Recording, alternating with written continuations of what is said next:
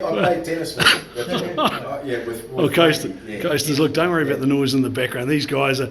Now I'm with Russell King and Tanka Davidson, and we're talking about the Gentle Giant, because Russell spent the last 10 to 15 years researching this book, and it's now just been released. Excelsior Rugby Club seems to come into it. Well, Tank? What do you know about rugby? Well, I played against Excelsior, way back in the 80s there, and they weren't that strong in those days. Right. St Mary's sort of. Yeah, they were pretty strong, weren't they? Yeah, always sort of come out on top there. But when I was a young lad, back in the 60s, come down to the square, because we lived in Burleigh Street, then we walked down in Excelsior. They were a very dominant team on the coast back then. So that's about it from Excelsior from me. But Russell, you'd know more about the Excelsior. Well, I remember the sort of West Coast sides at that time, because my dad used to put me in the car and we'd come down to Hokitika for practice for his coast team, and there were people like Eric Walker, who was the sort of doyen of Excelsior, and Eric came to the West Coast from Southland. He had a reputation when he came here.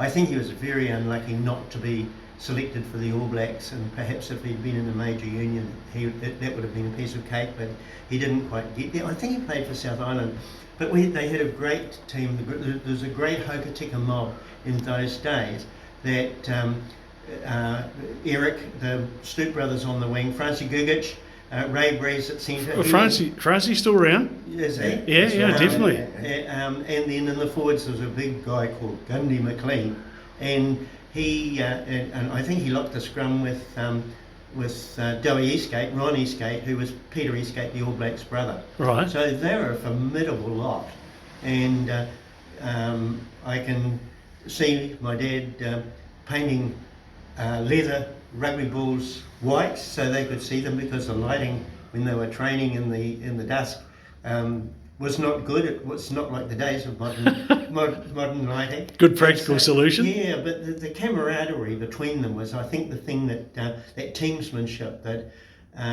was very much part of the Ron King approach to rugby. That you played 15-man rugby, you capitalised on the individual skills, but made them into a team.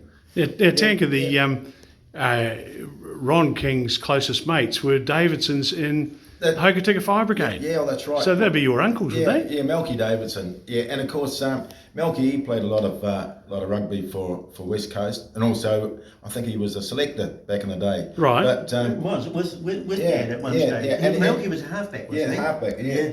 And of course, they had chalk and cheese. They had great respect, and my father included, for Ron King. Really great respect for him.